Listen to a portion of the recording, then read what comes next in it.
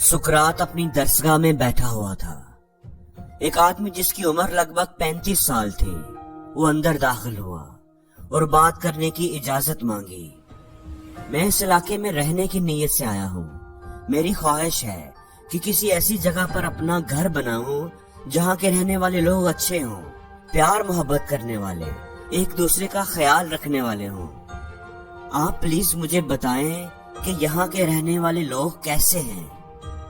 تم جس گاؤں سے، جس علاقے سے آئے ہو، مجھے وہاں کے لوگوں کے بارے میں بتاؤ، وہ کیسے ہیں؟ سقراط نے اس سے سوال کیا۔ وہاں کے رہنے والے لوگ تو بالکل بھی اچھے نہیں، بڑے جھگڑالو، مطلبی اور دھوکے باز ہیں، اسی لیے تو میں وہ علاقہ چھوڑنا چاہتا ہوں۔ سقراط نے اس کی بات توجہ سے سنی۔ مجھے افسوس سے یہ کہنا پڑ رہا ہے کہ یہاں کے رہنے والے لوگ بھی بالکل ویسے ہی ہیں، سقراط نے جواب دیا۔ کچھ دنوں کے بعد ایک اور آدمی سقراط سے ملنے آیا اور اس علاقے کے لوگوں کے بارے میں پوچھا کہ وہ کیسے ہیں۔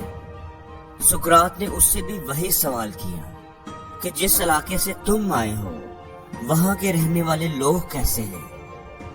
وہ لوگ تو بڑے ہی اچھے ہیں، آپس میں مل جل کر رہتے ہیں، ایک دوسرے کا خیال رکھتے ہیں، ایک دوسرے کی عزت احترام کرتے ہیں۔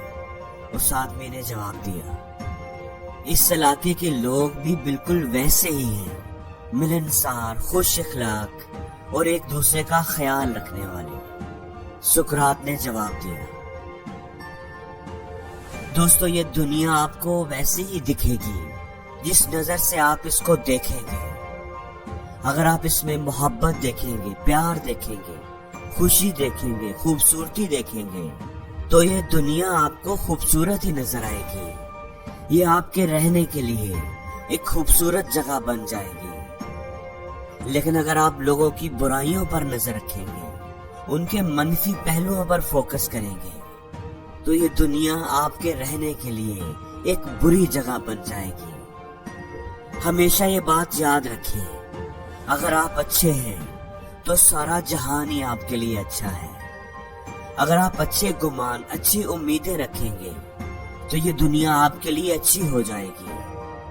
اگر آپ لوگوں سے، اس دنیا سے پیار کریں گے تو یہ دنیا آپ سے پیار کرے گی۔